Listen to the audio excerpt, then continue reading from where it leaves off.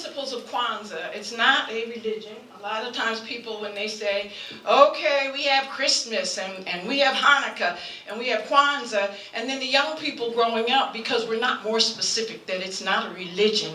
It's not a religious something. This is something that is cultural. It's something that's about community. It's about bringing people together. It's about our history. It's about black greatness. It's about Africans and Pan-Africanism. And it's about restoring the resilience and helping people to understand, even today, how great we are. Because I think some of us, maybe even sitting right here, don't understand that. Especially in a time where we see things spiraling in a downward way in our township, right? So, you see what's going on in the White House. We see so many things that are geared toward trying to take away our greatness or trying to go backwards. We've achieved a lot of things, and a lot of those things were achieved because we held on to the principles. Whether people are walking around and they're talking about what those 7 principles are, whether they know it or not, they may be ingrained in them as they are in me. Whether it's unity, whether it's creativity, whether it's cooperative economics, and so on. All the 7 principles, just a lifestyle that we need every day. Let me just tell you why we need it today more than ever, okay? Right? Because if you look around at what's going on, everything that's happening now from the top down is geared towards spiraling and taking away what we have. If you look at basic things, like food, right? They're taking away our SNAP dollars so that we won't have nourishment. Look at healthcare. That's the one that's really dear to my heart, as a healthcare provider. We have people from the top down who are trying to make sure that we can't take care of our families. We can't go and have health care. They're doubling down on premiums and doing things that we thought we had already overcome. I personally think health care should be our birthright, but we haven't gotten there yet. But that's one of the things that's just demonstrating why we have to stay together and fight, push back now more than ever. If you look at things like education, right?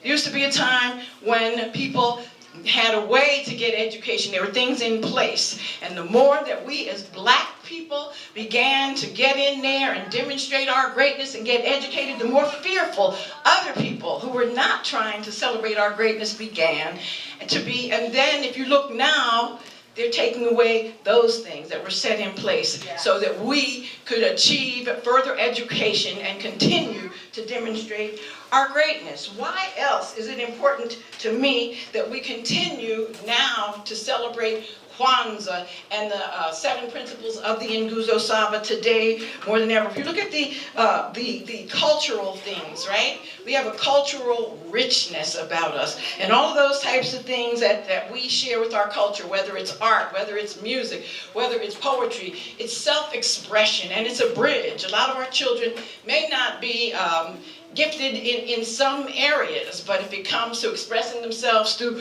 poetry, through art, through other things, it's a bridge. And then they began to see that greatness coming out them in so many ways. So we need to keep these things celebrated every day, all of us. And in the schools, we need to do the same thing with our children. Let's look at the economic and social drivers, okay? The economic and social drivers are so important.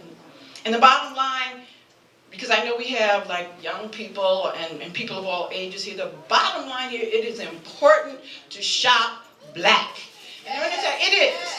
The reason it's so important to shop black is because if we don't shop and support our businesses, no one else will. And it's so important that we support one another and uplift one another. And our culture demonstrates us that it's important that we as a people support one another and uplift one another. If you look today, a lot of people are so busy trying to tear down somebody else or pump up themselves that they are not doing what traditionally is our gift. Our gift, we are a loving people. We are a kind people. We are a caring people.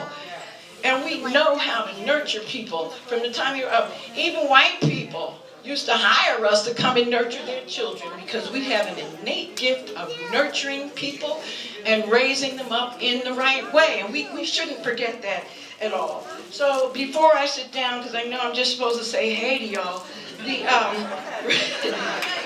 practice of the Nguzo Saba is something that we have to do daily. okay? And I want us to do that more. And I want us to celebrate our life.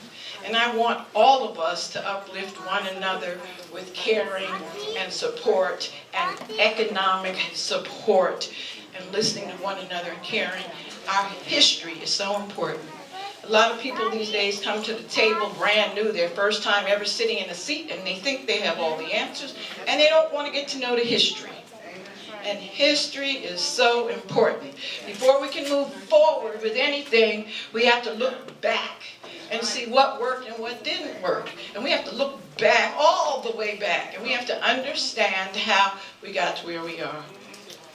One more thing that I really need to mention, just in terms of why Kwaanza and the Nguzo Saba are just as important today, maybe more important today, because we have people actively doing mean-spirited things, which are totally counterintuitive to what the Nguzo Saba gives us. Look at what's going on with our immigrant brothers and sisters. Now, how ridiculous is it that somebody would say, white Africans, welcome, come on in. But if you're a black African, if you're a black Haitian, if you're black from anywhere, look at all the countries that they close the door on. They're all places where black people, and that's because they fear us, they fear our greatness, and they know that I know there's no stopping us now. We can do anything we put our minds to.